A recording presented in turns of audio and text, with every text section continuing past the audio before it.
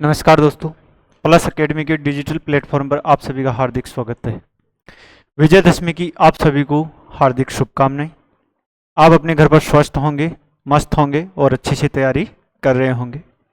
जैसा कि हमने अपनी टेस्ट सीरीज स्टार्ट की थी, कौन सी, CET 10+2 को लेकर, उसमें हमने सबसे पहले बात की है प्रीवियस ईयर के क्वेश्चन की, कि पिछली एग्जाम अर्थात 2022 में जो क्वेश्चन आए हुए हैं उनकी हम बात कर रहे हैं, और उनकी बात में या उनकी चर्चा में हमारी दूसरी क्लास है आज, उसकी आज चर्चा करते हैं। तो आइए हम बात करते हैं प्रथम क्वेश्चन की। देखिए अपना प्रथम क्वेश्चन कि गंगा नदी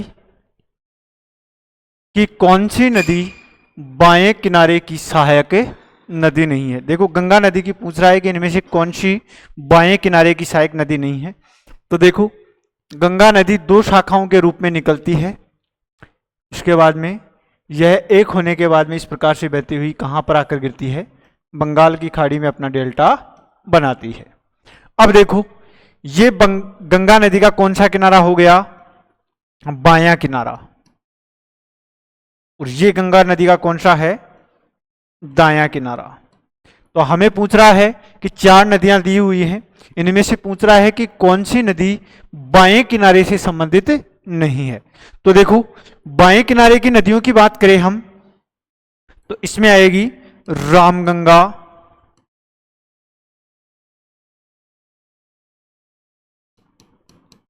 गोमती, घाघरा, गंडक, कोसी। ये सभी नदियां इसके कौन से किनारे से आकर मिलती हैं, बाएं किनारे से आकर मिलती हैं। तो अपने ऑप्शन में देखो कोसी भी है, बाएं किनारे की नदी है, गंडक भी किस किनारे की है, बाएं किनारे की नदी है, इसके बाद में घाघरा भी किस किनारे की है, बाएं किनारे की है। तो ऑप्शन नंबर अपना जो 2 है वो कौन सा हो जाएगा, यमुना नदी। यमुना नदी इसके दाएं किनारे से दाएं किनारे की सहायक नदी है।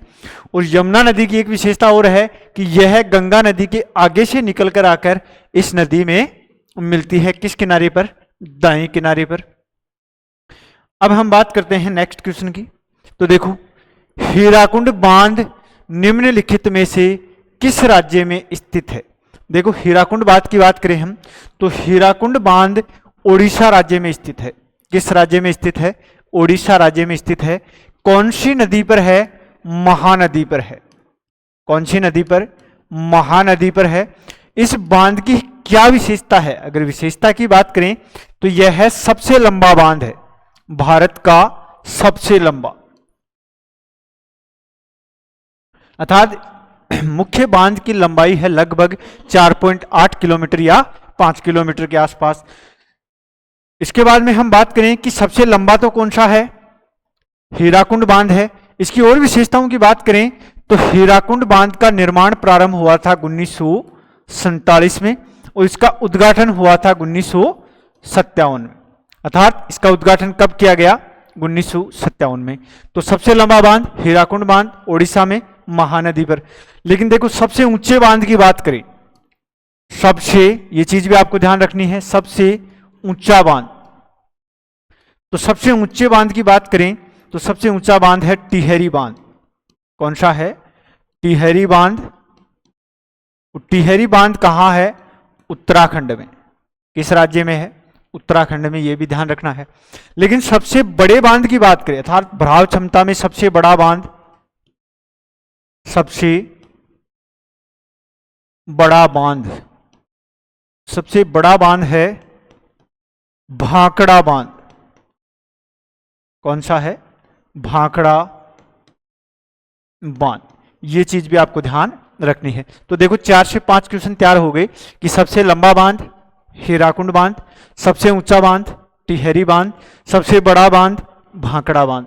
अब हम बात करते हैं नेक्स्ट क्वेश्चन की, कि देखो हिमालय की निम्नलिखित श्रृंखलाओं का उत्तर से दक्षिण क्रम में व्यवस्थित कीजिए। देखो 4 श्रृंखलाएं दी हुई हैं, इनमें पूछ रहा है कि उत्तर से दक्षिण क्रम क्या होगा। तो देखो हिमालय की जब हम पर्वत श्रृंखलाओं की बात करते हैं तो इसमें क्रम से हम बात करें कि सबसे पहले ट्रांस हिमालय में 3 श्रृंखलाएं हैं भारत के अंदर, कराकोरम, लद्दाख, जास्कर। ये तो किसके भाग हैं? ट्रांस हिमालय के। कराकोरम, लद्दाख, जास्कर। इसके बाद में है महान हिमालय, इसके बाद में है लघु हिमालय, और इसके बाद में है शिवालिक हिमालय। महान, लघु, और इसके बाद में है शिवालिक। अब देखो मैंने बात की कि सबसे उत्तरतम पर्वत श्रृंखला कराकोरम अर्थात ये आ जाएगी 1 नंबर पे। इसके बाद में लद्दाख 2 नंबर पे, इसके बाद में जास्कर 3 नंबर पे, और इसके बाद में शिवालिक 4 नंबर पे। तो इसमें कौन सा ऑप्शन हो जाएगा? 3, 2, 1, 4। 3, 2, 1, 4, ऑप्शन नंबर 4 अपना क्या हो जाएगा? Right answer. अब हम बात करते हैं नेक्स्ट क्वेश्चन की। सरिस्का वन्य जीव अभ्यारण्य किस राज्य में स्थित है? देखो सरिस्का वन्य जीव अभ्यारण्य जो एक राष्ट्रीय उद्यान है, यह राजस्थान के किस जिले में है? अलवर जिले में है। किस जिले में है? अलवर जिले में है। और यह किस लिए प्रसिद्ध है? यह बाघ के लिए जाना जाता है। किसके लिए जाना जाता है? बाघ के लिए जाना जाता है। इसके बाद में नेक्स्ट क्वेश्चन की बात करें कि निम्नलिखित में से कौन सी नदी कृष्णा नदी की सहायक नदी नहीं है? देखो यहां पर 4 नदियां दी हुई हैं और इनमें अगला पूछ रहा है कि 3 नदियां कृष्णा की सहायक हैं, इसके 1 नदी इसकी सहायक नहीं है। तो देखो भीमा भी कृष्णा की सहायक है, कोयना भी इसकी सहायक है, मूसी भी इसकी सहायक है, बल्कि पूर्णा नदी है यह ताप्ती की सहायक नदी है। किस नदी की सहायक है? ताप्ती नदी की सहायक है, जो एक भ्रंश घाटी में प्रवाहित होती है और अंत में अरब सागर में क्या बनाती है? ज्वार नदमुख का निर्माण करती है। नेक्स्ट क्वेश्चन की बात करें कि गांधी सागर बांध की ऊंचाई कितनी है? तो देखो गांधी सागर बांध की ऊंचाई है 62 मीटर, 62.17 मीटर है, लेकिन लगभग यहां पर दिया हुआ है कितनी ऊंचाई है? 62 मीटर। अब इसी में प्रश्न पूछ ले अगला कि गांधी सागर बांध किस नदी पर है? तो गांधी सागर बांध है चंबल नदी पर। किस नदी पर है? चंबल नदी पर। यहीं पे अगर पूछ ले आपसे क्वेश्चन आ जाए कि चंबल नदी का उद्गम होता है, तो देखो चंबल नदी का उद्गम होता है जानापाव की पहाड़ियां। और ये जानापाव की पहाड़ियां किस पर्वत श्रृंखला में हैं? यह विंध्याचल पर्वत श्रृंखला में स्थित हैं, या अगर स्टेट की बात करें तो मध्य प्रदेश में स्थित हैं। वहां से चंबल नदी का उद्गम होता है। मध्य प्रदेश में बहने के बाद में चित्तौड़गढ़ भैंसरोडगढ़ में राजस्थान में प्रवेश करती है। इसके बाद में राजस्थान के 6 जिलों में प्रवाहित होती हुई धौलपुर से उत्तर प्रदेश में निकल जाती है। और इटावा के समीप यह नदी किस नदी में मिल जाती है? यमुना नदी में मिलती है। तो आपको ध्यान रखना है, प्रश्न में क्या पूछा है कि गांधी सागर बांध की ऊंचाई कितनी है? 62.17 मीटर है। लगभग कितनी ऊंचाई? 62 मीटर। नेक्स्ट क्वेश्चन की बात करें कि रेंगती हुई मृत्यु क्या है? देखो रेंगती हुई शब्द आया है एक, तो इसमें पूछ रहा है कि किससे संबंधित है? तो देखो वन्य जीवों के कटाई से संबंधित भी नहीं है, वनों के हाथ से संबंधित भी नहीं है, सूक्ष्म जीवों की मृत्यु से संबंधित नहीं है, बल्कि रेंगती हुई मृत्यु का संबंध है मृदा का ह्रास, अर्थात मृदा उर्वरकता में जो कमी आती है या मृदा का ह्रास होता है या मृदा का अपरदन होता है, उसे बोला जाता है रेंगती हुई मृत्यु। नेक्स्ट क्वेश्चन की बात करें, देखो चंबल नदी से दूसरा प्रश्न संबंधित आ गया और उसकी विशेषता मैंने पहले बता दी कि चंबल नदी निम्नलिखित में से किस राज्य समूह से होकर प्रवाहित होती है? तो मैंने क्या बताया, चंबल नदी मध्य प्रदेश से उद्गम होता है, उसके बाद में राजस्थान में प्रवाहित होती है, राजस्थान के बाद में उत्तर प्रदेश में प्रवाहित होती है, और उत्तर प्रदेश में इटावा के समीप किस नदी में मिल जाती है? यमुना नदी में मिल जाती है। तो इसमें ऑप्शन नंबर क्या हो जाएगा? 4 नंबर अपना राइट आंसर, मध्य प्रदेश, राजस्थान और उत्तर प्रदेश। देखो इस नदी की एक विशेषता और है कि भारत की एकमात्र नदी जिसमें 100 किलोमीटर के दायरे में 4 बांध बने हुए हैं। इसके अलावा भारत की ऐसी कोई नदी नहीं है जिसमें 100 किलोमीटर के दायरे में कितने बांध बने हुए हैं, 4 बांध बने हुए हैं। इसके बाद में हम नेक्स्ट क्वेश्चन की बात करें।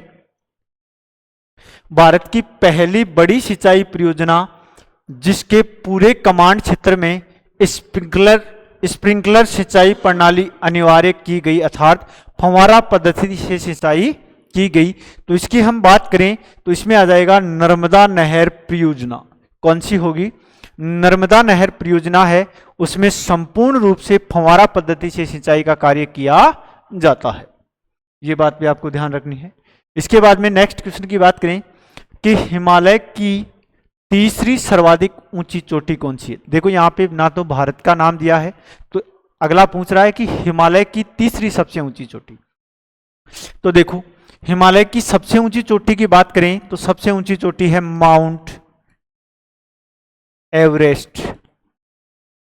इसकी ऊंचाई है 8,848 मीटर, या कहीं कहीं आपने को देखने को मिल सकती है 8,850 मीटर। इसके बाद में 2 नंबर की हम बात करें तो सबसे ऊंची चोटी है कंचनजंगा।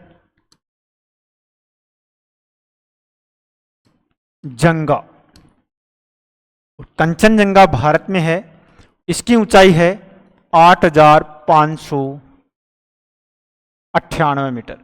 कितनी है? 8,598 मीटर। इसके बाद में हिमालय की तीसरी सबसे ऊंची चोटी है नंगा पर्वत, और नंगा पर्वत की लगभग ऊंचाई है 8,126 मीटर। कितनी है? 8,126 मीटर। तो देखो अगर हिमालय की पूछे तो हिमालय की तो तीसरी सबसे ऊंची चोटी हो जाएगी नंगा पर्वत। कौन सी हो जाएगी? नंगा पर्वत। लेकिन पूछे अगला प्रश्न को थोड़ा सा चेंज कर दे कि भारत में स्थित हिमालय की तीसरी सबसे ऊंची चोटी कौन सी है, तो उसकी हम बात करें तो भारत की तीसरी ऊंची चोटी कौन सी हो जाएगी? नंदा देवी। कौन सी हो जाएगी? नंदा देवी। इसकी ऊंचाई है लगभग 7,817 मीटर। कितनी है? 7,817 मीटर। ये चीज भी आपको ध्यान रखनी है। अब हम बात करें नेक्स्ट क्वेश्चन की। शिवालिक ढाल के समानांतर नदियों द्वारा बिछाई गई कंकरीली सकड़ी पट्टी जानी जाती है। तो देखो जैसे मान लो ये है शिवालिक पर्वत श्रृंखला, और यहां से जो नदियां निकल कर आती हैं वो यहां पर एक पट्टी का निर्माण करती हैं, सकड़ी पट्टी का। उसमें मोटे मोटे कंकड़ पत्थर पाए जाते हैं। इस प्रकार के कंकड़ पत्थर पाए जाते हैं जिसमें हिमालय से निकलने वाली नदियां क्या हो जाती हैं? लुप्त हो जाती हैं, या विलुप्त हो जाती हैं, या गायब हो जाती हैं, या अदृश्य हो जाती हैं। उस सकड़ी पट्टी को बोला जाता है भाबर प्रदेश। किस नाम से जाना जाता है? भाबर प्रदेश। अर्थात इसका तात्पर्य हो गया कि शिवालिक के दक्षिण ढाल में मोटे मोटे कंकड़ पत्थरों की छोटी पट्टी के रूप में पाया जाने वाला क्षेत्र क्या कहलाता है? भाबर प्रदेश, जिसमें हिमालय से निकलने वाली नदियां अदृश्य हो जाती हैं, विलुप्त हो जाती हैं, या क्या हो जाती हैं? मारवाड़ी भाषा में गायब हो जाती हैं। इस भाबर प्रदेश के दक्षिण में जैसे ही यह नदियां धरातल पर दिखाई देती हैं, उस क्षेत्र को बोला जाता है तराई प्रदेश। क्या बोला जाता है? तराई प्रदेश। तो देखो इससे संबंधित क्वेश्चन पूछेगा तो तराई प्रदेश से संबंधित भी क्वेश्चन अच्छा बनता है। नेक्स्ट क्वेश्चन की बात करें तो इसमें option number 4 right answer. Next question की बात करें कि निम्नलिखित में से निम्न हिमालय से संबंधित श्रृंखला है। देखो यहां निम्न हिमालय अर्थात लघु हिमालय की बात कर रहा है, अर्थात मध्य हिमालय की बात कर रहा है। तो यह तीनों पर्वत श्रृंखलाएं किससे संबंधित हैं? निम्न हिमालय से संबंधित हैं। अर्थात उपरोक्त सभी किससे संबंधित हैं? लघु हिमालय से संबंधित हैं। इसमें से देखो धौलाधर जो पर्वत श्रेणी है यह हिमाचल प्रदेश में है, महाभारत है यह नेपाल में है, इसके बाद में पीर पंजाल है J&K में है मुख्य रूप से, तो बल्कि इसका कुछ अंश कहाँ है? हिमाचल प्रदेश में भी पाया जाता है। अब बात करें नेक्स्ट क्वेश्चन की कि गुंडेई राष्ट्रीय उद्यान खालिस्तान में स्थित है।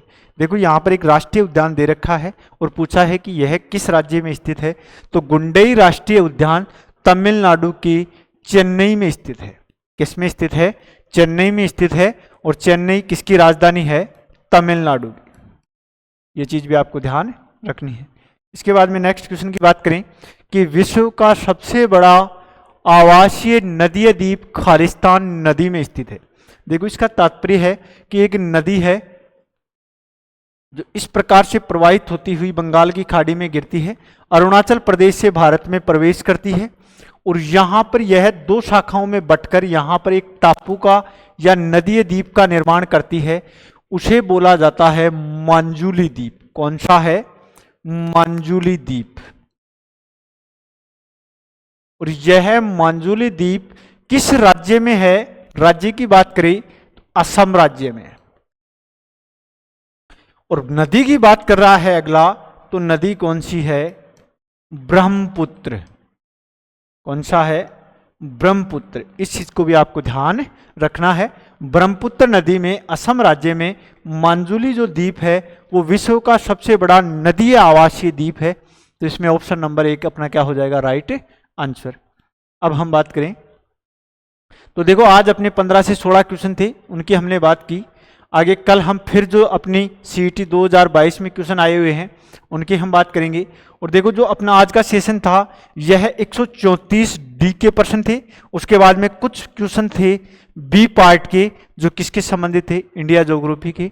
तो इस प्रकार हमारी सीरीज आपके सामने रोज प्रस्तुत होती रहेगी और आपको अच्छे से मन लगाकर पढ़ना है और अपनी तैयारी को क्या करना है? सुदृढ़ बनाना है। धन्यवाद दोस्तों।